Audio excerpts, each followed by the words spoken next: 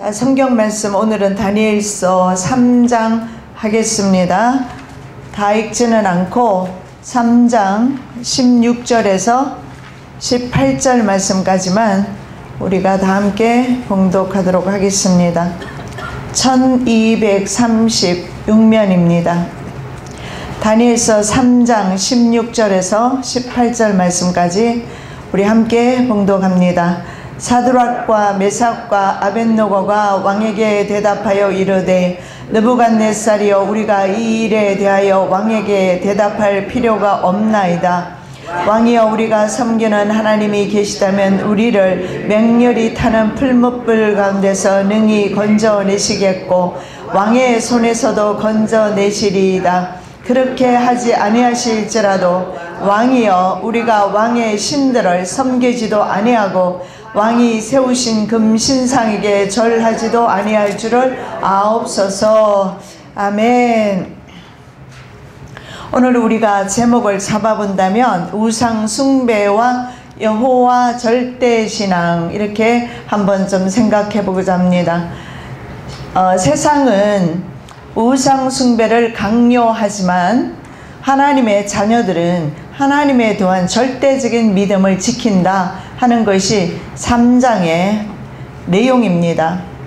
느부갓네살 왕은 자신이 꿈에 본 금신상을 건립하도록 했습니다. 그래서 바벨론 도의 두라 평지에 세워서 사람들로 하여금 숭배하게끔 그렇게 했습니다. 높이와 넓이가 30m 그리고 3m, 높이가 30m입니다. 얼마나 큽니까? 높이와 너비가 30, 그리고 3m의 황금으로 도금된 거대한 신상입니다.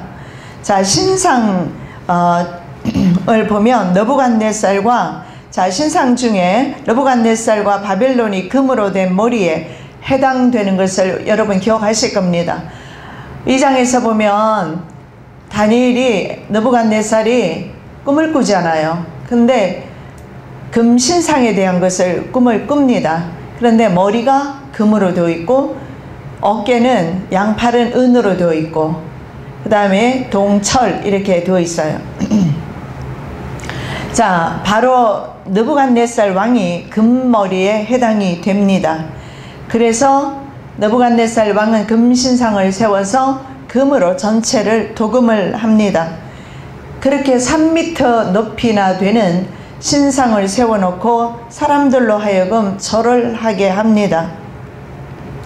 자, 이렇게 절을 하게 하는 것은 바로 왕이 하나님의 자리에 올라서 사람으로부터 경배를 받는 것을 뜻합니다. 다니엘서 2장 1절 말씀입니다. 느부갓네살 왕이 금으로 신상을 만들었으니 높이는 60규빗이요 30m입니다. 너비는 6규빗 3m 정도 돼요. 자, 그것을 바벨론 지방의 두라 평지에 세웠더라. 자, 이 바벨론의 두라 평지에 세운 금신상이 처음이 아니라는 것을 우리가 성경에서 볼 수가 있는데, 창세기 11장 4절 말씀, 또 말하되 자 성읍과 탑을 건설하여 그 탑 꼭대기를 하늘에 닿게 하여 우리 이름을 내고 온 지면에 흩어짐을 면하자 하였더니, 역시 바벨 탑을 쌓았어요. 시나이산에서 바벨 탑을 쌓았습니다. 그곳에서 바벨론이라는 나라가 시작이 되었습니다. 자, 이 바벨론 지역 자체가 어떤 곳이냐면 니무롯이 최초로 중앙 집권 체제를 확립한 곳입니다. 그래서 중앙 집권 체제로 확립했다는 것은 인간 왕이 절대 권력을 가지게 되고 하나님 대신에 자신을 예배하도록 사람에게 절을 요구한 사건이죠. 그래서 바로 이 도시 자체가 이미 바벨, 창세기 11장에 보면 바벨 도성을 쌓았던 것을 볼 수가 있어요. 그것을 바벨론 나라가 다시 그대로 한 것 뿐입니다. 그리고 그 바벨 도성은 지금도 쌓고 있고, 또 그 바벨 도성의 최고의 마지막 바벨 도성은 우리가 잘 아는 대로 신세계 정부라는 전 세계 중앙 집권 체제 절대 권력 단일 정부 세력임을 알 수가 있습니다. 자, 이 바벨탑 사건 이후로 사람들은 계속해서 하나님을 반역하면서 스스로가 왕의 자리에 오르려는 시도를 많이 했습니다. 그래서 그 최종적인 바로 그 계획이 바로 신세계 정부, 우리가 앞으로 직면하게 될 것입니다. 시편 2편 1절에서 3절 말씀에 보면 세상 정부들이 하나님을 대적하게 될 것을 말씀하고 있어요. 어찌하여 이방 나라들이 분노하며 민족들이 헛된 일을 꾸미는가. 자, 여기에 보면 이방 나라들 나오죠. 그리고 민족들이, 세상의 왕들이 나서며 군왕들이 나오죠. 관원들이 서로 꾀하여 여호와와 그의 기름 부음 받은 자를 대적하며 우리가 그들의 맨 것을 끊고 그의 결박을 벗어버리자 하는도다. 그래서 세상 권력은 권력의 속성상 하나님의 지배로부터 벗어나기를 원한다는 사실을 볼 수가 있습니다. 권력 속성이 그래요. 그래서 그들은 이제 전 세계를 완벽 통제하는 그런 완벽 통제 시스템을 구축하였는데, 그것이 바로 RFID라는 것, 바로 베리치벌 전 세계 사람들에게 삽입함으로 완벽 통제하는 것으로까지 과학 문화를 통해서 진보된 것을 발견할 수가 있어요. 자, 지금 바벨 그 신할이라든가 두라평지 바벨론이라든가 지역적인 세력에 불과했어요. 그러나 앞으로 오게 될 신세계 정부는 지역적인 세력이 아니라 전 세계적인 세력임을 알 수가 있어요. 자, 그 다음에 계속해서 우리가 볼 것은 우상에게 절하는 것은 우상을 예배하는 행위이다. 물론 당연한 거죠. 우상에게 절을 하니까. 왕과 왕을 상징하는 우상입니다. 자, 느부갓네살이 금신상을 세운 것은 결국은 자기와 자기를 상징하는 신상에게 절하게 하는 것입니다. 그래서 금신상은 바로 느부갓네살을 상징하는 것입니다. 그래서 이렇게 세상 왕이라든가 세상 왕을 하나님의 대리자의 자리에 있는 왕을 숭배하는 것은 성경에서 엄격하게 금지하는, 하나님을 배교하는 행위가 된다, 이렇게 나와 있어요. 너를 위하여 새긴 우상을 만들지 말고, 또 위로 하늘에 있는 것이나 아래로 땅에 있는 것이나 땅 아래 물속에 있는 것의 어떤 형상도 만들지 말며 그것들에게 절하지 말며 그것들을 섬기지 말라. 내 하나님 여호와는 질투하는 하나님인즉 나를 미워하는 자의 죄를 갚되 아버지로부터 아들에게로 3, 4대까지 이르게 하거니와. 출애굽기 20장 4, 5절 말씀입니다. 어떤 형상을 만들거나 만들어진 형상에 절하는 행위는 안 됩니다. 우리나라 일제시대 때 장로교회를 위시하여 대부분의 총회가 일본 신사에 가서 절을 했습니다. 동방요배라고 해서 태양에게 절을 했습니다. 그래서 오늘 우리가 보고 있는 3장은요, 사실은 우리가 굉장히 우리에게 중요한 것입니다. 이 3장에서 다니엘의 세 친구가 믿음을 지키는 것을 우리가 그냥 듣고 지나갈 것이 아니라는 사실입니다. 이 말씀을 우리가 오늘 상고하고 앞으로 우리의 기도 제목이 이들처럼 우리도 우상과 그리고 인간 왕에게 절하지 않겠습니다. 결단과 결심하면서 준비 기도하는 것이 필요하다고 저는 생각합니다. 기도로 준비하고, 다니엘을 보십시오. 평소에 예루살렘을 향해서 창문을 열어놓고 하루에 3번씩 기도했습니다. 그 기도의 저력을 가지고 대환난이 올 때 이기는 법입니다. 여러분, 올림픽 선수들 나가서 금메달, 은메달 따고 돌아왔지요. 그들이 아무것도 준비하지 않고 올림픽에 나갔다면 멸류관을 받을 수 있었겠습니까? 그럴 수 없어요. 그래서 우리는 정확한 하나님의 지식을, 정확한 하나님의 계시의 말씀을 듣고 새겨서 각인시켜서 기도로 준비하는 겁니다. 성령으로 준비하는 겁니다. 이게 쉽지만은 않은 거예요. 그런데 우리가 성경책에서 읽으니까 아직은 우리에게 현실이 아니니까. 그런데 앞으로도 마찬가지로 모양은 조금 바뀌었지만 우상 만들어집니다. 적그리스도가 나타나면서 적그리스도의 우상이 나타납니다. 만들어져요. 좀 이따 설명드릴게요.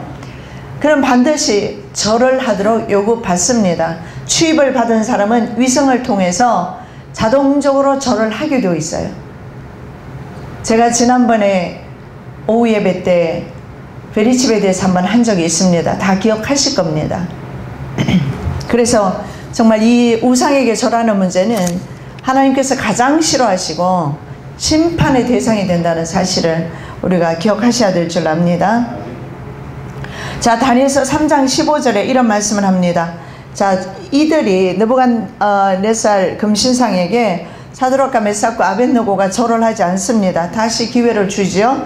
이제라도 너희가 준비하였다가 나팔과 피리와 수금과 삼년금과 양금과 생황과 및 모든 악기 소리를 들을 때 내가 만든 신상 앞에 엎드려 절하면 좋거니와 너희가 만일 절하지 아니하면 즉시 너희를 맹렬히 타는 풀무불 가운데 던져놓을 것이니 능히 너희를 내 손에서 건져낼 신이 누구이겠는가 하니.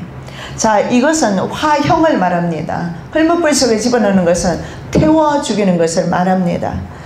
세 친구, 다니엘의 세 친구는 앞에 극렬히 보통 때보다 7배나 더 뜨겁게 했어요. 그런 불을 쳐다보면서 과연 어떻게 그들은 승리할 수 있었겠습니까? 하나님을 의지하는 평소의 믿음이 있었기 때문에 아마 승리했으리라 생각을 합니다.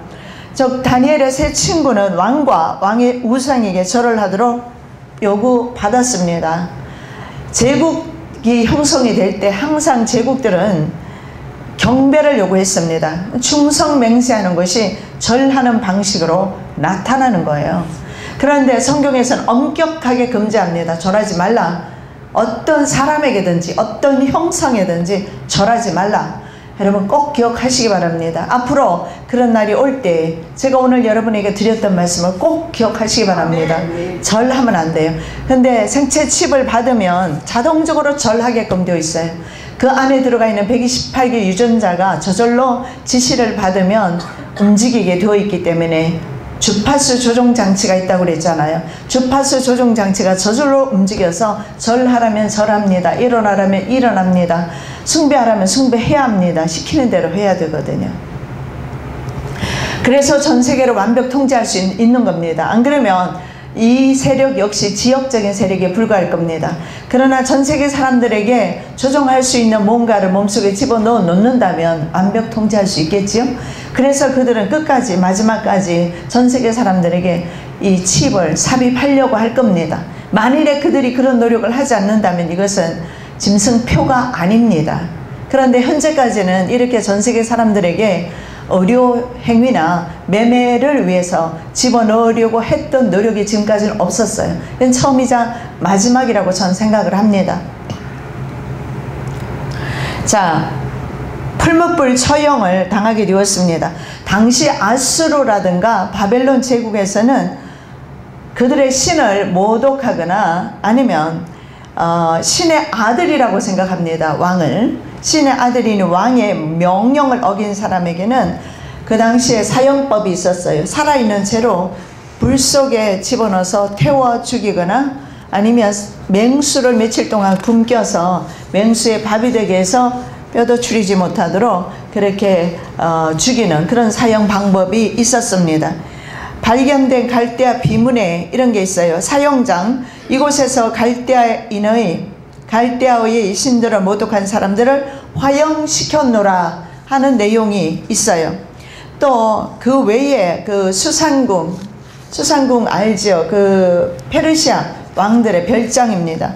그 수상궁의 유적지 중에 우물둘레 태에 보면 이런 글귀가 있어요. 이곳이 사형장이라는 표시입니다. 사형장. 그 다음에 이렇게 쓰여 있어요. 이곳에서 왕의 노여움을 산 자가 맹수에게 찢겨 죽었노라. 이런 것들이 비문에서 발견되고 있다고 합니다. 자, 문제는 이 절하다 이것을 한번 어떤 의미인지 우리가 한번 살펴보겠는데, 아람어로, 그 당시에 이스라엘은 아람어, 예수님 시대에도 그랬어요. 아람어, 히브리어 같이 사용했어요. 아람어로 절하다는 세기드라는 말을 쓰는데, 이 세기드라는 뜻이 뭐냐면 기도하기 위해서 몸을 엎드린다 이런 뜻이 있어요. 그리고 겸손하게 복종한다, 경의를 표한다 이런 의미의 동사입니다. 성경에는 사가드로 표현하고 있어요. 이 단어는, 이 사가드라는 단어는 이방 우상에게 절하는 행위에서만 이 단어를 사용해요. 하나님께는 사가드라는 단어를 사용하지 않고 하나님께 사용하는 단어가 있어요. 슈아하라는 히브리어 단어가 있어요. 슈아하. 이것은 하나님께 경배할 때 이 단어를 사용하는데, 우상에게 절할 때 성경에는 사가드라는 단어를 사용한다는 겁니다. 성경에서 왕이나 자신보다 지위가 높은 사람에게 경의를 표하거나 예배하는 행위는 바로 예배하다 뜻의 샤하라는 단어를 사용한다는 겁니다. 자, 여기서 완전히 구분하는 것은 뭐냐면, 우상에 절하는 것, 하나님을 예배하는 것, 다른 단어를 사용함으로써 구분해야 한다는 것을 말하고, 하나님의 자녀들은 이 우상에게 절해서는 안 된다는 것을 보여주고 있습니다. 그런데 아까 제가 말씀드렸던 대로 우리가 두 번째로 생각해 볼 말씀은, 세상의 권력 속성상 세상 나라는 사람들에게 우상 숭배를 강요하게 된다라는 것입니다. 자, 2장 4절에서 6절 말씀입니다. 선포하는 자가 크게 외쳐 이르되, 백성들과 나라들과 각 언어로 말하는 자들아, 왕이 너희 무리에게 명하시나니 너희는 나팔과 피리와 수금과 삼형금과 양금과 생황과 및 모든 악기 소리를 들을 때 엎드려 느부갓네살 왕이 세운 금신상에게 절하라. 누구든지 엎드려 절하지 아니하는 자는 즉시 맹렬히 타는 풀무불에 던져 넣으리라 하였더라. 자, 우리가 역사 가운데서 볼 수 있는 것이 뭐냐 하면, 항상 제국 가운데서 환난을 당하는 사람들이 있었어요. 그 사람들이 누구냐 하면 기독교인들이었어요. 하나님의 자녀들이었어요. 여기서 우리가 볼 수 있는 것은 세상 역사를, 세상 나라들을 주관하고 있는 것이 바로 사탄임을 알 수가 있어요. 에베소 6장 말씀에 보면 정사와 권세를 가지고 공중에서 정사와 권세 가지고 세상을 조종하고 있음을 보여주고 있습니다. 그래서 어쩔 수 없이 이런 제국의 말기적인 현상 가운데 하나가 바로 크리스찬들, 하나님의 자녀들을 핍박하는 형태로 나타나면서 성도들은 환난에 들어가는 것을 역사 가운데서 볼 수가 있습니다. 자, 그래서 사드락과 메삭과 아벳느고도 우상에게 절을 하도록 강요를 받았던 겁니다. 그런데 보십시오. 오늘 읽은 말씀이죠. 이렇게 말합니다. 이 일에 대해서 왕에게 대답할 이유가 전혀 없습니다. 제고할 가치가 없어요. 이 믿음의 사람의 담력을 보시기 바랍니다.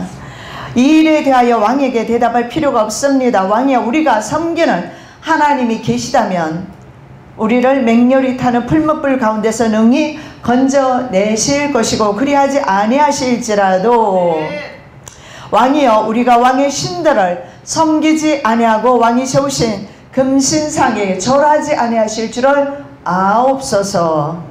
자, 이것이 바로 다니엘과 세 친구의 믿음입니다. 자, 1장 할 때 제가 계속 말씀드렸던 것이 뭡니까? 다니엘의 믿음의 결단이라고 했습니다. 처음부터 작은 일에 결단하고 주님 앞에 서니까 하나님께서 큰 환난이 와도 마지막까지 믿음을 지키도록 하나님 도와주시는 겁니다. 스데반이 순교할 때 성령께서 도와주셨어요. 예수님께서 힘을 내라고 하나님 보좌 우편에서 하늘나라에서 내려다보시면서 스데반을 격려해 주셨기 때문에 그가 순교할 수 있었어요. 마지막 때도 우리가 믿음을 지킬 수 있는 것은 예수께서, 성령께서 우리들에게 힘주시고 능력 주실 때 가능한 일임을 알 수가 있습니다. 이런 담대한 믿음의 고백을 오늘 그들이 하고 있습니다. 그렇게 하지 아니하실지라도, 우리 여호와께서 우리를 구원하여 주지 아니하실지라도 우리는 왕과 왕의 금신상에게 절하지 않겠습니다. 음식 하나, 다니엘을 보십시오. 작은 음식 하나, 아무것도 아니죠. 환경을 탓할 수 있어요. 붙잡혀 갔습니다. 포로 되었습니다. 그곳에서 음식 뭐 어쩔 수 없지 않습니까? 왕이 내리는 음식인데, 그거 거절하면 죽음인데 그냥 먹을 수도 있잖아요. 그리고 아무도 모르게 슬쩍 먹은 대로 어떻겠습니까? 그럼에도 불구하고 다니엘은, 그의 세 친구들은 그 작은 일에조차도 하나님 앞에 범죄하지 아니하기로 결단하고 결심하고, 자기 자신에게 해로울지라도 하나님의 말씀을 어기지 아니하고 하나님의 말씀을 끝까지 붙잡은 그 모습을 통해서 마지막까지 승리하는 것을 보게 됩니다. 이들이 죽었습니까? 6장에 가면 다니엘이 이제 어디 들어갑니까? 사자 굴 속에 들어가지만 그도 살아났습니다. 살아난 것은 딱 하나입니다. 그들이 믿음을 지키기로 결단했기 때문입니다. 결심했기 때문입니다. 우리가 마지막 시대에, 환난의 시대에 우리가 반드시 승리할 줄 압니다. 왜냐하면 성령 하나님께서 지금부터 마지막 우리가 천국 입성하는 그날까지 성령 하나님께서 우리를 도우실 것이기 때문에 그렇습니다. 그러나 분명한 것은 우리가 미리 많은 기도를 하는 것이 지혜롭지 않을까. 저희 아버님은 돌아가시기 전까지요, 하루에 3번씩 다니엘 기도를 하셨어요. 정해진 시간에 꼭 하셨어요. 저는 정해진 시간에 기도 잘 하는 게 습관이 잘 안 돼서 안 되는데 그냥 생각나는 대로 하는데, 저희 아버지는 딱 정해진 시간에 해요. 그래서 그 시간에 식사가 들어가도 그 시간에 기도하고 계세요. 식사 시간이라도 식사를 드시지 않고 기도를 해요. 비행기를 타든 차를 타든 무엇을 하든 그 시간이면 무조건 묵상하면서 기도하는 모습이 생각이 납니다. 여러분, 저와 여러분도 다니엘 기도 했으면 좋겠습니다.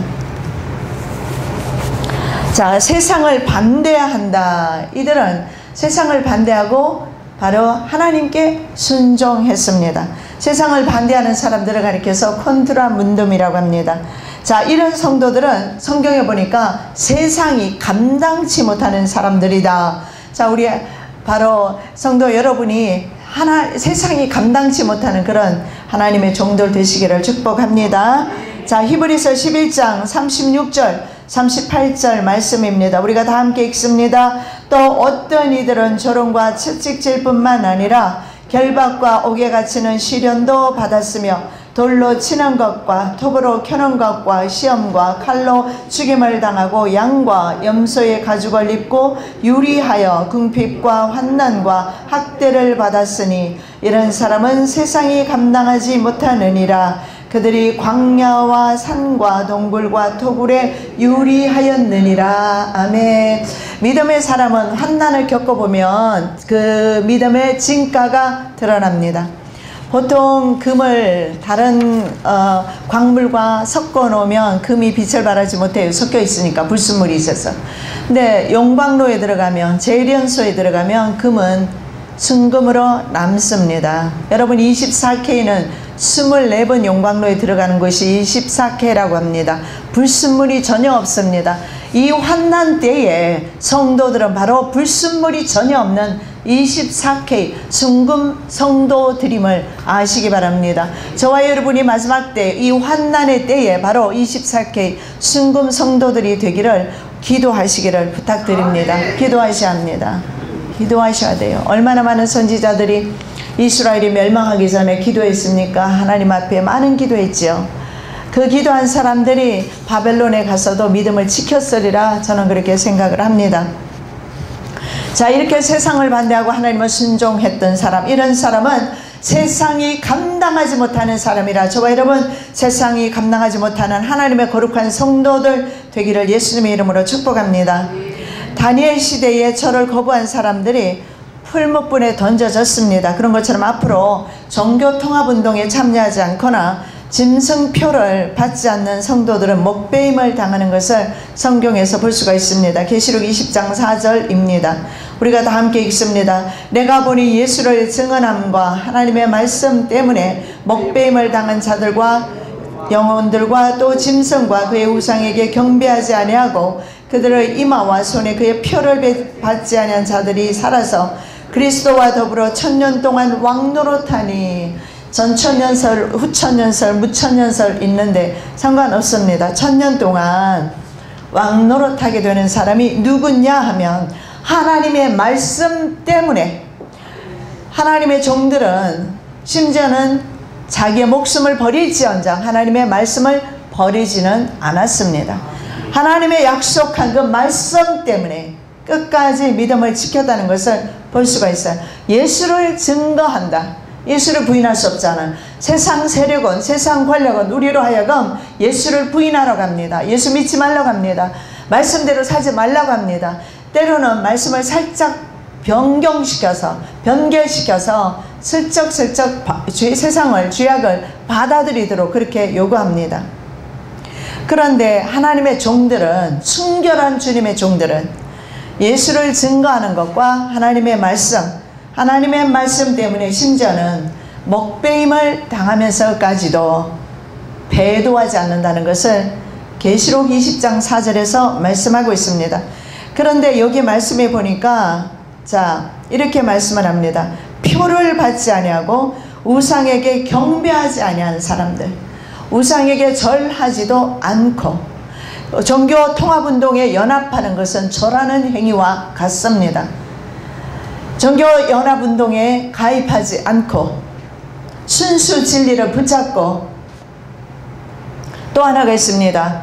짐승의 표, 그 짐승의 그 숫자, 그 수, 짐승의 표를 받지 않는 사람, 우상에 경배하지 않고 이마의 손에 짐승의 표를 받지 않는 자들이 바로 살아서 왕노릇하게 될 것이다. 이렇게 말씀하고 있습니다.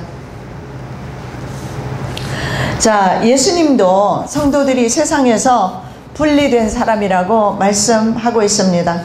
세상에 속한 사람이 아니고 분리된 사람이기 때문에 세상이 그리스도인들을 미워한다. 예수님께서 말씀을 하고 계십니다. 요한복음 15장 18절 19절입니다. 세상이 너희를 미워하면 너희보다 먼저 나를 미워한 줄을 알라. 너희가 세상에 속하였으면 세상이 자기의 것을 사랑할 것이니 너희는 세상에 속한 자가 아니요 도리어 내가 너희를 세상에서 택하였기 때문에 세상이 너희를 미워하느니라. 결론의 말씀으로 우리가 만일에 세상을 받아들인다면 하나님의 자녀가 아니라는 증거가 됩니다. 그러나 내 목숨을 잃을지언정 마지막까지 내가 신앙을 지킨다면 하나님께서 선택하신 하나님의 자녀인 것입니다. 왜냐하면 선택했기 때문에 세상이 우리를 미워한다. 그리고 세상은 우리가 영원히 사는 곳이 아니기 때문에 아브라함이 그랬습니다. 이 세상을 영구한 도성, 이곳은 아니고 영구한 도성 하나님 나라를 바라보면서 아브라함은 인생길을 걸어갔다고 히브리서에서 말씀을 하고 있습니다. 그래서 영구한 도성, 실제로 성도들이 가서 살게 될 영구한 도성은 바로 하나님 나라입니다. 그래서 실제적으로 여러분은 한국 시민권을 가지고 있고 저는 미국 시민권을 가지고 있고, 그렇지만 영원히 살 우리에게 시민권으로서 우리에게 영원히 살 그런 도성은 아니라는 겁니다. 진짜 우리의 시민권은 사도 바울이 그랬죠. 어디에 있다고요? 하늘에 있다. 그래서 우리의 시민권이 하늘에 있음을 감사하시기 바랍니다. 그래서 예수님께서 우리의 목숨을 죽이는 자들 두려워하지 말고 영과 우리의 목숨을 함께 지옥에 멸하시는, 영혼까지 지옥에 멸하시는 하나님을 두려워해라. 예수님께서는 영혼을 죽이는 하나님을 두려워하지 잠깐 우리의 목숨을 죽이는 그런 자들을 두려워하지 말아라. 그래서 여러분 두려워하는 마음으로 시대를 바라보지 마시고, 두려워하는 마음으로 성경 말씀 읽지 마시고, 두려워하는 마음으로 요한계시록 무섭다 생각하지 마시고, 하나님께서는 하나님의 종들을 마지막 때 구원하시러 오십니다. 그걸 왜 잊어버리시는 거예요? 하나님께서는 종들을, 자녀들을 구원하러 오시고 예수께서는 신부를 맞이하러 오십니다. 그리고 이 죄악된 세상은 심판하러 오십니다. 마땅히 세상은 심판받아야 돼요. 그래서 주님이 우리를, 신랑 되신 주님께서 우리를 신부를 맞으러 오시는데 우리가 좀 언짢아, 그리고 우리가 좀 늦게 왔으면 좋겠다, 그건 신부가 아니에요. 그렇죠? 자기 신랑이 오는데 여러분 부부관계 좋으세요? 신랑이 오는 게 남편이 집에 들어오는 게 꼴 보기 싫어요? 저녁에 늦게 돌아왔으면 좋겠어요? 부부간에 문제 있습니다. 자, 하나님 나라를 사모한다는 이유로 핍박을 받는다면 이것은 분명히 하나님의 자녀라는 증거가 됩니다. 그런데 핍박을 거절한다면, 잠깐의 세상 부귀영화를 위해서 핍박을 거절한다면 그는 하나님의 자녀가 아닙니다. 사탄의 자녀가 됩니다. 예수를 60년 80년 믿어도 상관없어요. 마지막까지 주님을 부인할 것인가, 아니면 세상을 부인할 것인가, 주님께 순종할 것인가, 세상에 반대할 것인가, 예, 달려 있습니다. 자, 거짓 선지자가 세우는 우상에 대해서 한번 살펴보겠습니다. 이제 앞으로 일어날 일이죠. 계시록 13장 1절 2절 말씀입니다. 함께 읽습니다. 내가 보니 바다에서 한 짐승이 나오는데 뿔이 10이요 머리가 7이라. 그 뿔에는 10 왕관이 있고 그 머리들에는 신성모독하는 이름들이 있더라. 내가 본 짐승은 표범과 비슷하고 그 발은 곰의 발 같고 그 입은 사자의 입 같은데 용이 자기의 능력과 보좌와 큰 권세를 그에게 주었더라. 여러분, 전에는 짐승 나와요, 사자가 나오고 표범이 나오고 그러면은 이게 무슨 말인가 몰랐죠. 근데 어때요? 이제는 다 이해돼요? 이해되죠? 다 들으셨잖아요, 그죠? 예, 자, 바다에서 한 짐승이 나오는데 바다에서 나오는 짐승 이름이 7머리 10뿔 짐승, 네 번째 짐승, 다니엘이 말하는 다니엘서 7장에서 말하는 네 번째 짐승, 이 네 번째 짐승이 바로 7머리 10뿔 짐승인데 적 그리스도입니다. 내가 본 짐승은 표범과 비슷하다. 표범은 헬라입니다. 헬라의 성격을 가지고 있고 곰의 발 같습니다. 곰은 페르시아입니다. 페르시아의 성격을 이 나라가 가지고 있습니다. 그리고 사자의 입 같은데 바벨론의 성격을 그대로 가지고 있는 그런 바로 제국임을 보여줘요. 그래서 세계 역사 가운데 나타났던 가장 강력한 제국들의 모습을 마지막 이 나라는 다 가지게 됩니다. 이 제국은 과거에 바로 곰, 표범, 사자, 예, 그런 특징들을 가지고 태어난다는 것을 볼 수가, 다시 가지고 세워진다는 것을, 이 마지막 정부가 세워진다는 것을 볼 수가 있습니다. 자, 다니엘 시대에는 두라 평지에 세워진 우상에게 절하도록 요구받았어요. 그런데 오늘날에는 바로 이 바다에서, 방금 읽은 이 바다에서 올라온 짐승, 이 짐승에게 절을 하도록 요구를 받습니다. 자, 땅에서 올라온 짐승이 있습니다. 자, 땅에서 올라온 짐승은 요한계시록 13장 11절 이하에 나옵니다. 자, 방금 읽은 것은 바다에서 올라온 짐승이죠. 바다에서 올라온 짐승은 적 그리스도를 가리킵니다. 그런데 11절 이하에 보면 땅에서 올라오는 짐승이 있어요. 자, 땅에서 올라오는 짐승은 거짓 선지자를 가리킵니다. 11절, 13절, 11절, 12절. 자, 함께 봉독합니다. 내가 봄에 또 다른 짐승이 땅에서 올라오니 어린 양같이 두 뿔이 있고 용처럼 말을 하더라. 그가 먼저 나온 짐승의 모든 권세를 그 앞에서 행하고 땅과 땅에 사는 자들을 처음 짐승에게 경배하게 하니 곧 죽게 되었던 상처가 나은 자니라. 바로 이 땅에서 올라온 짐승이 바다에서 올라온 짐승을 위하여 우상을 만들고 경배하게 합니다. 자, 이것은 바로 종말 시대에 이루어질 우상 숭배가 될 것입니다.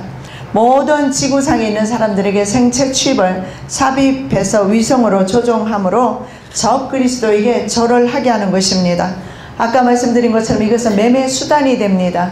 그리고 일체 모든 문화생활, 교통수단 이런 것들을 할 수 있는 매매 활동이 되기 때문에 대부분의 사람들은 받게 될 것입니다. 심지어는 대부분의 교인들까지도 생존을 위해서, 매매 활동을 위해서, 상업 활동을 위해서 받게 될 것입니다.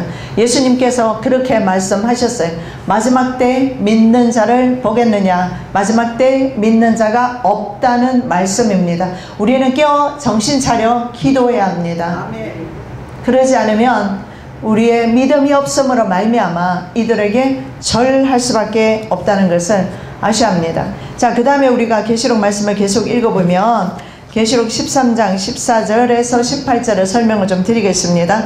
자, 짐승 앞에서 받은 바 이적을 행함으로 땅에 구하는 자들을 미혹하며, 이게 누가 하느냐면 거짓 선지자가 합니다. 여러분 잘 아셔야 합니다. 거짓 선지자 하니까 거짓 선지자가 따로 있는 것처럼 생각하는지 모르겠지만 오늘날의 종교 지도자들을 가리킵니다. 교계 지도자들을 가리켜요. 이 바로 교계 지도자들이 바로 어떻게 합니까? 사람들을 미혹합니다. 땅에 구하는 자들을 미혹합니다. 그리고 이렇게 말하지요. 칼에 상했다가 살아난 짐승을, 적그리스도는 만일에 그 사람이 적그리스도라면 반드시 칼 맞아서 죽었다가 다시 살아난 사람, 예수님의 부활을 흉내내고 있어요.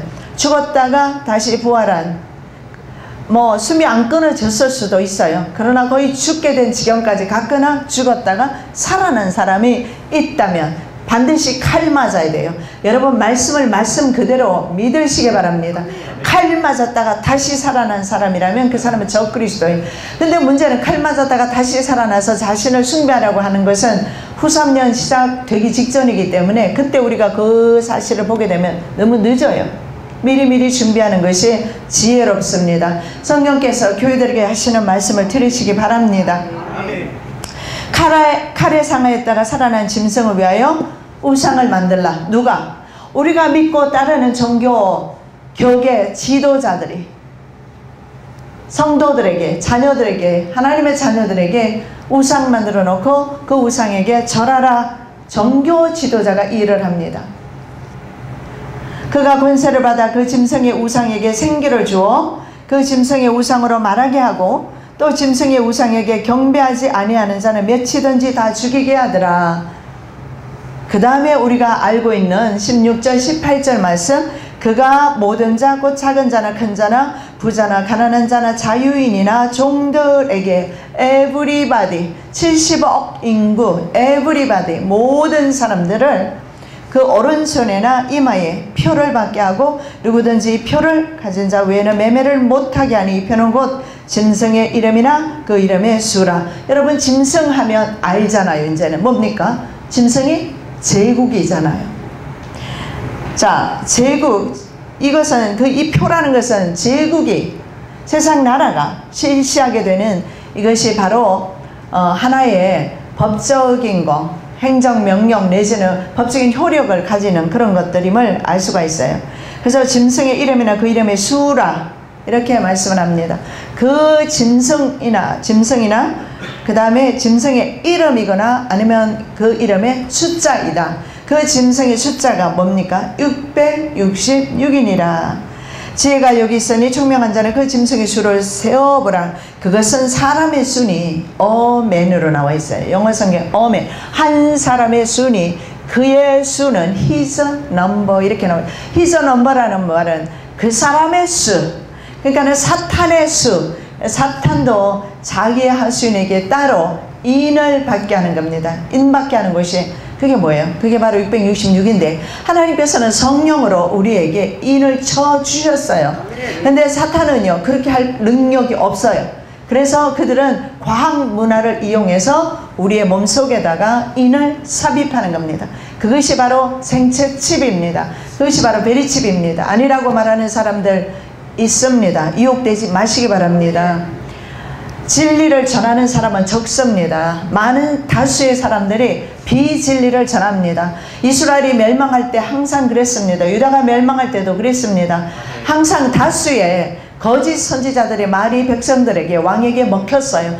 진리를 전했던 선지자, 진짜 하나님의 말씀 메시지를 전했던 에레미야, 이사야 선지자들은 참혹하게, 이사야 선지자는요 나무 속에 통이 비어있는, 그러니까 안에가 비어있는 나무 속에 숨었다가 묶여서 그대로 톱으로 켜서 죽임을 당했어요. 끔찍하지요. 이사야 선지자는 그렇게 복음을 마지막까지 전했어요.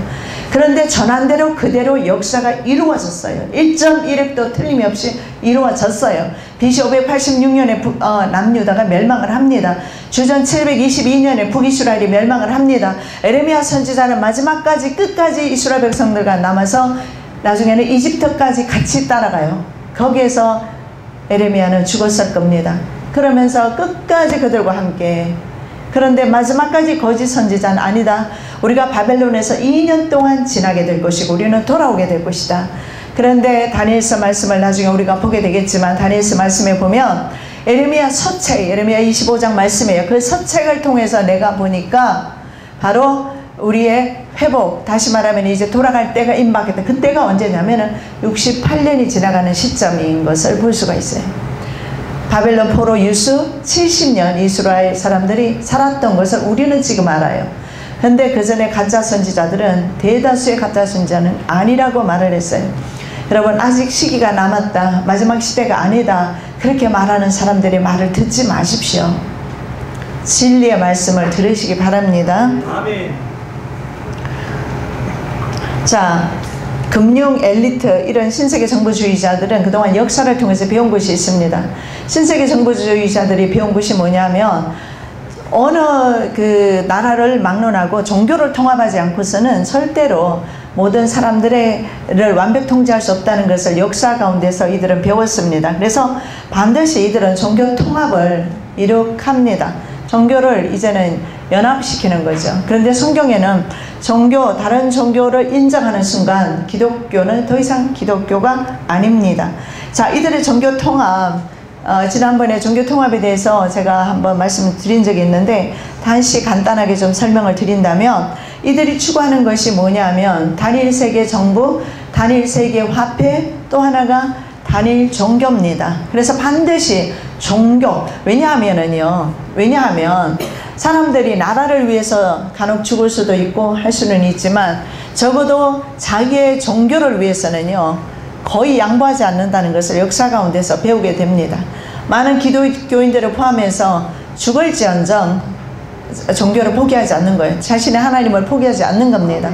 이런 것을 알았기 때문에 그래서 중동에서 반드시 전쟁이 일어나게 됩니다. 왜냐하면 이스라엘에 가봤더니요 기가 막히더라고요. 이슬람 성전이 예루살렘 도성에 딱 있어요.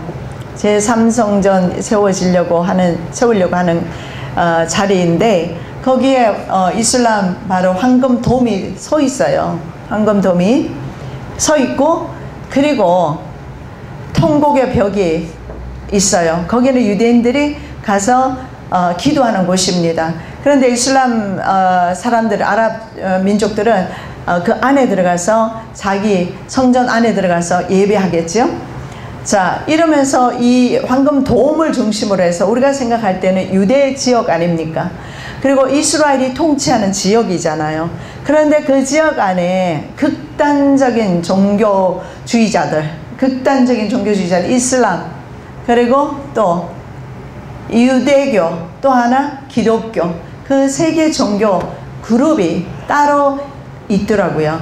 황금돔을 중심으로 한 지역에 기독교 쿼러, 또 다른 지역에 이슬람 지역, 그 다음에 또 다른 지역에는 아랍 지역, 이런 식으로 있어요. 그래서 이들은요 자신의 신을 위해서는 알라 신도 그곳에서 성천했기 때문에 그곳으로 내려온다고 믿고 있어요. 이스라엘 사람들도 그렇게, 유대인들도 그렇게 믿고 있어요. 그래서 전쟁이 불가피한 것을 보게 됩니다. 그래서 반드시 이들은 종교를 통합하는 운동을 하는데 그것이 바로 종교 통합 요즘 운동 벌이는 그런 일련의 사건들을 우리가 볼 수 있는데, 자, 종교 통합이 뭐냐 하면 이들은 이렇게 주장합니다. 종교 다원주의를 주장하는데, 다원주의가 뭐냐면 예수를 통하지 않고도 구원이 있다. 어디 뭐 산으로 올라가는 길이 한 길뿐이냐, 이런 의미가 되겠습니다. 자, 예수 외에는 구원이 없다. 기독교 절대 진리입니다. 기독교 절대 진리를 그들은 이것을 혼합시켜 버립니다. 이 진리를 비진리로 바꿔버립니다. 아니다, 기독교 외에도 진리가 있다. 예수 맞다, 그리스도 맞다, 예수 그리스도 맞다. 그러나 모택동 그리스도도 있고 모하med 그리스도도 있고 공자 그리스도도 있다. 이렇게 말하고 있는 겁니다. 근데 성경에서는 뭐라고 말합니까? 다른 이로서는 구원을 받을 수 없나니 천하 인간의 구원을 얻을 만한 다른 이름을 우리가 주신 적 없다. 사도행전 4장 12절에서는 그렇게 못을 박아서 말씀을 하고 있습니다. 그래서 우리가 진리를 양보하는 순간에 우리는 바로 그들의 밥이 된다는 사실을 아셔야 합니다. 그래서 우리는 말씀을 먹고 날마다 말씀을 먹고 말씀으로 무장해서 말씀대로 살아야 돼요. 절대로 섞이면 안 돼요. 섞이는 순간에 그때부터 힘을 잃어요. 우리 기독교회가 이렇게 된 것은 바로 세상을 받아들였기 때문에, 세상 문화를 교회에서 받아들여서 세상 문화 그대로 교회에서 하기 때문에 교회가 어떻게 됐어요? 생명력을 잃어버렸어요. 그리고 교회가 어떻게 됐습니까? 이제는 종교 통합까지, 다른 종교까지 받아들이는, 진리와 비진리가 연합하는 지경까지 온 것을 볼 수가 있습니다. 자, 이 우상숭배는 이스라엘의 처음과 마지막 죄임을 볼 수가 있는데, 자, 이스라엘의 첫 번째 죄가 뭐냐면, 모세가 40일 동안 산에 올라갔을 때, 시내산에 올라갔을 때 아론이 백성들의 요구대로 우상을 만드는데 금송아지입니다. 여러분, 이 금송아지를 만든 것은, 금송아지가 어떤 의미냐면 하나님입니다. 자기 자신들이 섬기는 하나님. 사람들은 자기 눈에 하나님을 자꾸 보이도록, 이것이 바로 뭡니까? 신비주의 아닙니까? 신비주의. 우리는 신비주의가 필요가 없어요. 하나님의 말씀이 다 완벽하게 계시하고 있는데 사람들은 뭔가를 받고 듣고 하기를 좋아합니다. 그래서 이 이스라엘 사람들도 하나님을 모양으로 만들었어요. 그것이 바로 송아지입니다. 얼마나 기가 막히겠어요. 하나님께서 보시면 당신을 송아지로 만들었어요. 하나님 보실 때. 마지막 죄도 바로 우상 숭배 죄임을 볼 수가 있습니다. 이스라엘이 시딤에 머물러 있더니 그 백성이 모압 여자들과 음행하기를 시작하니라. 그 여자들이 자기 신들에게 제사할 때에 이스라엘 백성을 청함에 백성이 먹고 그들의 신들에게 절함으로 이스라엘이 바알보올에게 가담한지라. 여호와께서 이스라엘에게 진노하시니라. 민수기 25장 1절에서 3절 말씀입니다. 그들과 함께 하면서 그들의 신들에게 절을 했다라는 겁니다. 그래서 출애굽기 22장 20절 말씀에 보면 여호와 외에 다른 신에게 제사를 드리는 자는 멸할지니라. 모세는 이들의 세력을 진멸하라 이렇게 말하는데 진멸을 헤렘이라고 합니다. 여리고성이 바로 헤렘의 대상이었던 것을 여러분 기억할 것입니다. 헤렘이라는 것은 하나님이 보셨을 때 가증스러운 것입니다. 그래서 하나님께서 여리고성 가나안 7족속 죄악이 관영했습니다. 400년 전에 아브라함에게는 아직 죄악이 관영하지 않았다 이렇게 말씀을 했어요.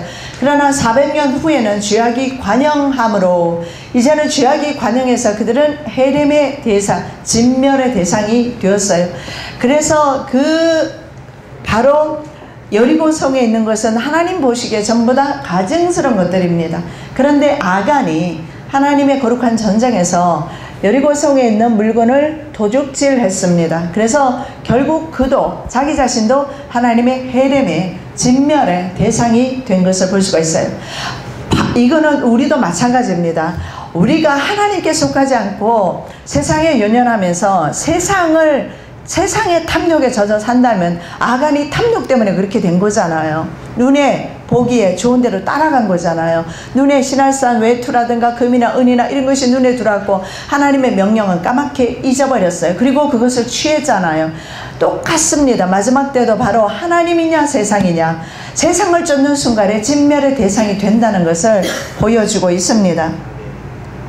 그래서 여호와 외에 다른 신에게 제사 드리는 자는 멸할지니라. 진멸시켜라. 성경의 정치 지도자와 종교 지도자가 결탁해서 이스라엘이 우상숭배를 한 적이 또 있습니다. 우상숭배 제물을 먹었죠. 정치인 발람과 그 다음에 선지자 종교인 발람을 이제 연합한 겁니다. 자, 발락입니다. 발락이 발람을 사주해서 이스라엘로 우상제물을 먹여서 우상숭배주의에 빠지게 했습니다. 계시록 2장 14절 말씀입니다. 그러나 내게 두어 가지 책망할 것이 있나니 거기 내게 발람의 교훈을 지키는 자들이 있도다. 발람이 발락을 가르쳐 이스라엘 자손 앞에 걸림돌을 놓아 우상의 제물을 먹게 하였고 또 행음하게 하였느니라. 우상의 제물을 먹었다. 다니엘은 어땠습니까? 1장에서 보면 다니엘은 우상의 제물을 먹지 아니하기로 결심했다, 결단했다라는 것을 볼 수가 있어요. 우리가 세상에 속하지 않고 세상의 제물을 먹지 아니하기로 결단하고 결심하는 것이, 그리고 기도하는 것이 필요한 것임을 볼 수가 있어요. 결국 이스라엘은 항상 하나님이냐 세상이냐, 하나님이냐 우상이냐 갈림길에 서 있었던 것을 볼 수가 있습니다. 특히 아합 왕 시대에 그의 아내 이스벨로 말미암아 우상 숭배는 이스라엘에 극에 달하게 됩니다. 계시록 2장 20절에 이런 말씀이 있습니다. 그러나 내게 책망할 일이 있노라.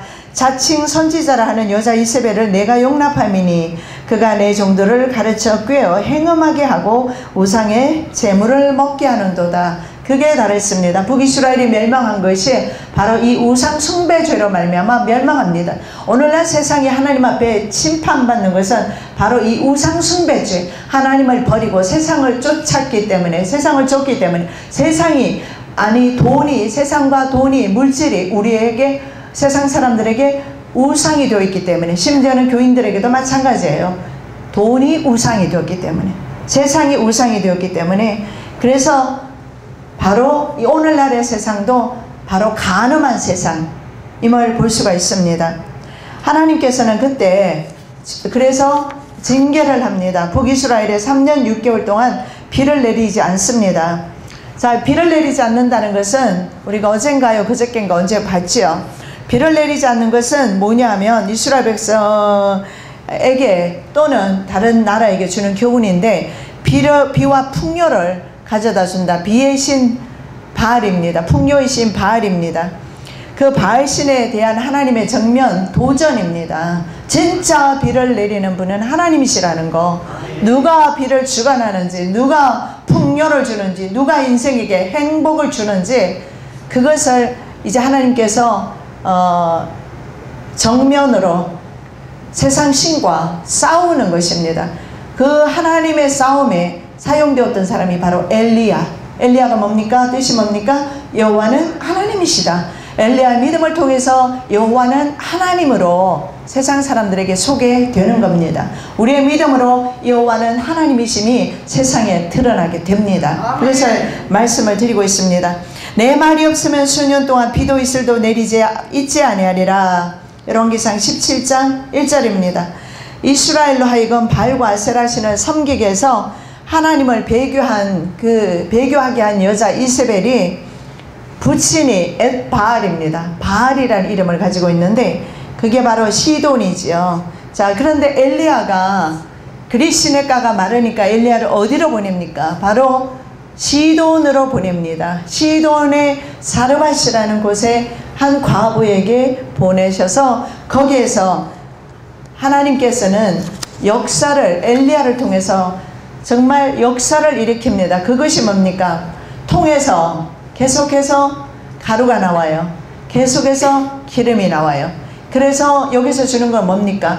우리에게 먹을 것과 입을 것과 우리에게 살아갈 수 있는 모든 것을 공급하시는 분이 하나님이심을 바로 이방 땅에서, 바알 땅에서, 엣바알의 땅에서, 바로 우상 숭배가 만연하고 있는 그 땅에서 하나님께서 보여주는 겁니다. 우리가 그때 다 보지 않았지만 그 사르밧 과부의 아들이 죽습니다. 그 아들을 다시 하나님이 살리십니다. 인간의 생사화복도, 인간의 죽음과 인간의 생존도 하나님이 주관하신다는 것을 극적으로 보여준 것, 그것을 누구를 통해서 보여주냐면 엘리야를 통해 보여주시고 오늘날은 여러분들을 통해서 이 세상에 보여주기를 하나님께서 원하고 계신다는 사실입니다. 자, 앞으로 우리도 하나님이냐 세상이냐, 아니면 세상 하나님이냐 선택의 귀로에 서게 될 것입니다. 자, 엘리야가 이렇게 말합니다. 열왕기상 18장 21절 우리가 다 함께 봉독합니다.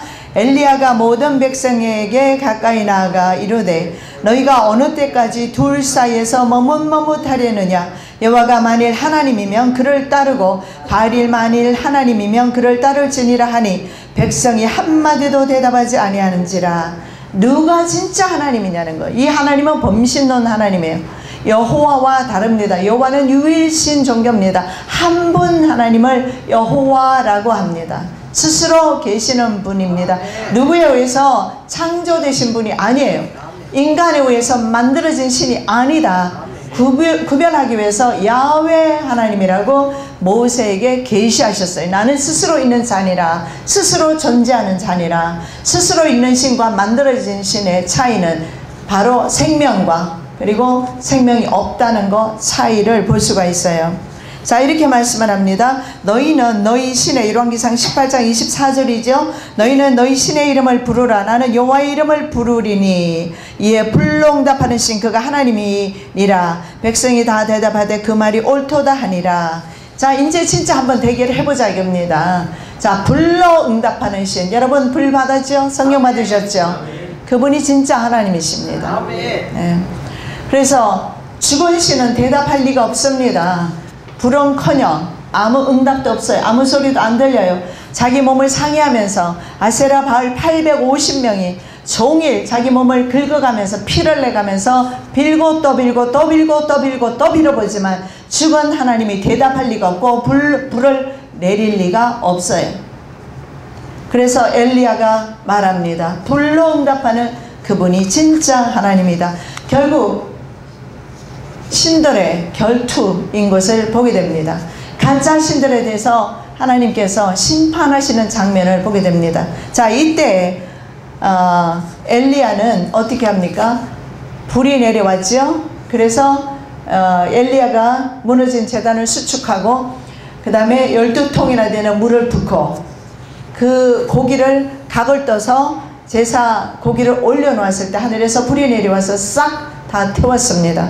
이겼어요. 그래서 850명을 죽일 때 기손 시내가로 데리고 갔다 말씀을 드렸는데 기손 시내가까지는 상당히 먼 거리였어요. 제가 산에서 기손 시내를 내려다봐도 1시간은 좋게 걸어가야 되지 않을까. 그리고 뭐 걸어가기도 힘들어요. 얼마나 가파르게 되어 있는지 몰라요.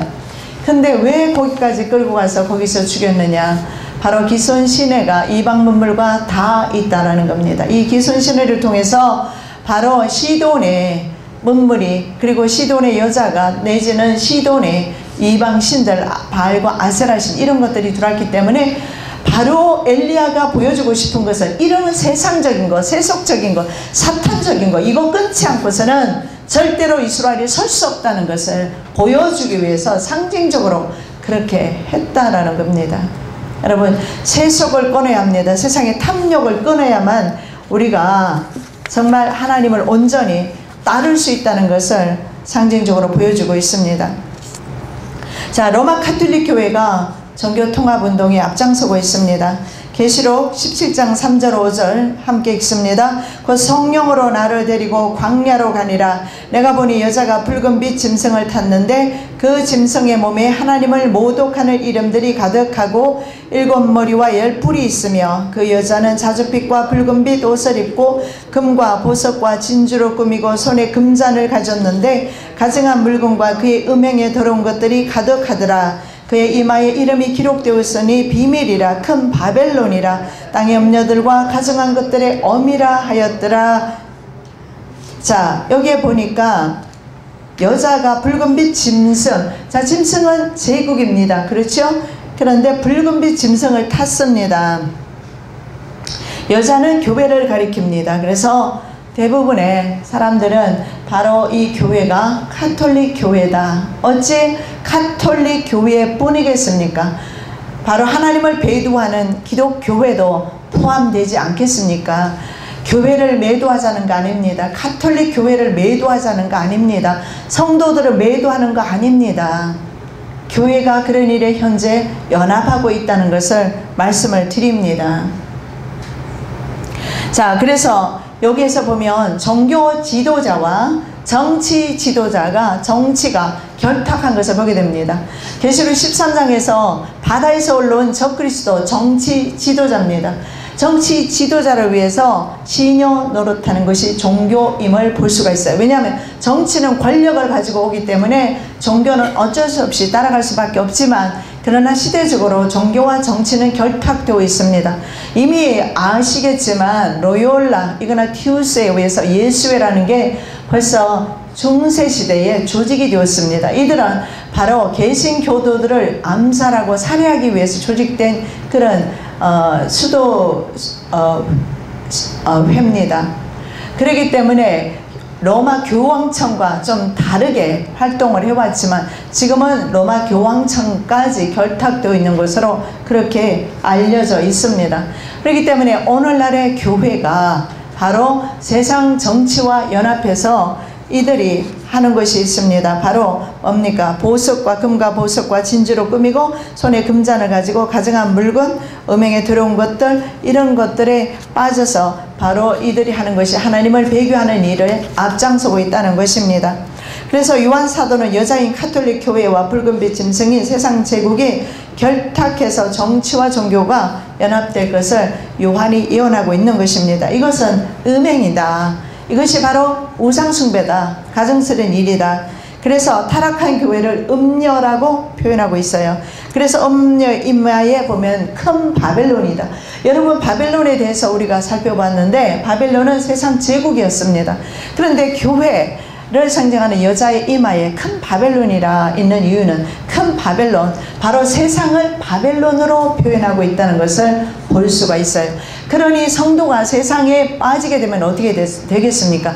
음녀에 연합하게 되고, 바로 세상에 연합하는 것은 사탄에게 연합하는 것과 다를 바가 없다는 것을 볼 수가 있습니다.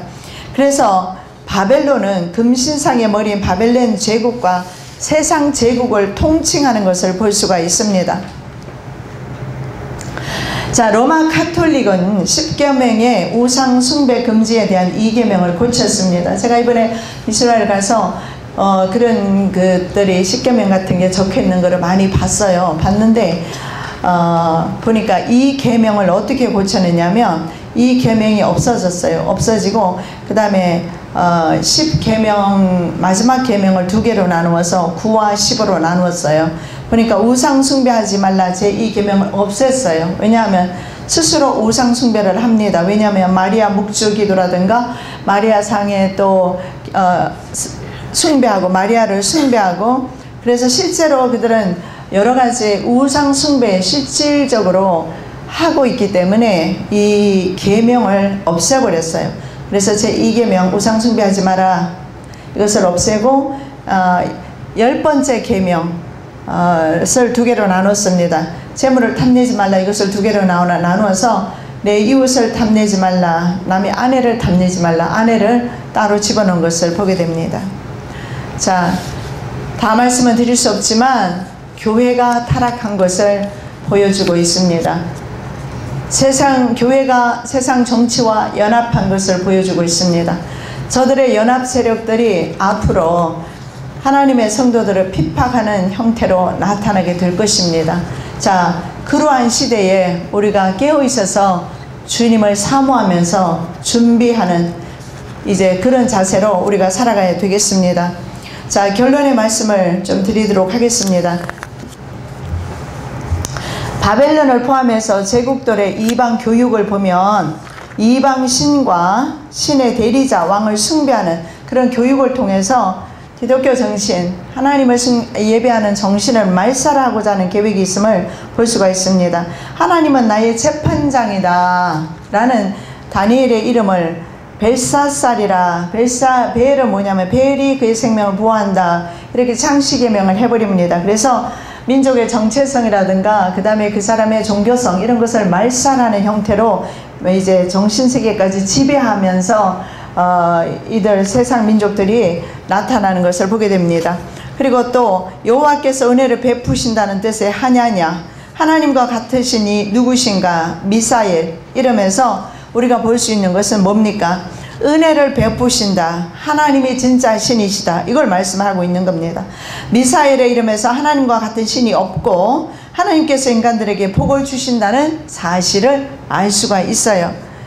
결국 하나님 자녀들의 선택에 따라서 하나님께서 하나님의 영광이 세상에 온 천하에 드러나기도 하고 하나님의 영광이 실추되기도 합니다. 엘리야를 통해서 하나님이 살아계심이, 하나님께서 진짜신임을 온 천하에 드러내셨어요. 바로 이 시대에 하나님께서는 저와 여러분을 통해서 하나님의 영광이 선포되기를 원하십니다. 다니엘은 마지막 여러 국가 왕들의 시대에 하나님께서 국가 권력이 절대로 다른 사람에게 이양되는 일이 없는 한 나라를 세운다 선포합니다. 자, 여러분 이것을 믿으시기 바랍니다. 마지막 때 열왕의 시대에 하나님께서는 당신도 당신의 나라를 세우시겠다고 말씀하고 있어요. 자, 다니엘서 2장 44절 45절 말씀, 우리가 추구하는, 우리가 들어갈 나라입니다. 마지막 나라죠. 다 함께 봉독하겠습니다. 이 여러 왕들의 시대에 하늘의 하나님이 한 나라를 세우시리니 이것은 영원히 망하지도 아니할 것이요 그 국권이 다른 백성에게로 돌아가지도 아니할 것이요 도리어 이 모든 나라를 쳐서 멸망시키고 영원히 설 것이라. 손대지 아니한 돌이 산에서 나와서 쇠와 놋과 진흙과 금과 은을 부서뜨린 것을 왕께서 보신 것은 크신 하나님이 장래일을 왕께 알게 하신 것이라. 이 꿈은 참되고 이 해석은 확실하니이다 하니. 자, 여러분 이 여러 왕들의 시대, 이 왕들의 시대가 바로 오늘날임을 알 수가 있습니다. 그 비독립국을 포함해서 현재 국제법상의 국가로 인정받는 전세계 나라 수가 242개 나라이라고 합니다. 세계 지도 정보에 따르면 237개 나라, 그리고 세계은행의 통계는 229개국. 자, 이렇게 보면은요, 현재까지 세계 역사상 이렇게 많은 국가들이 없었는데 어느 통계를 따르든 간에 200개가 넘는 나라들이, 물론 이것이 다 이렇게 통계지만 빠진 나라도 있을 겁니다. 자, 무슨 말이냐면 바로 오늘날이 다니엘서에 말하는 여러 왕들의 시대이다라는 것을 볼 수가 있어요. 이런 여러 왕들의 시대, 이 시대에 이제 하나님께서 당신의 나라를 세우시는데 그 나라가 뭡니까? 손대지 아니한 돌이 산에서 나와서, 자, 어느 나라죠? 이제는 아시죠? 쇠는 마지막 네 번째 나라잖아요. 노선 세 번째, 녹과 진흙 네 번째, 그리고 은은 두 번째, 금은 첫 번째. 쇠가 놋과 진흙, 그리고 지금 순서가 좀 바뀌었어요. 쇠가 세 번째, 놋과 진흙이 네 번째, 은은 두 번째, 금 첫 번째. 자, 금은 바벨론, 은은 페르시아, 쇠는 헬라, 놋과 진흙은 마지막 네 번째 적그리스도 국가가 될 것입니다.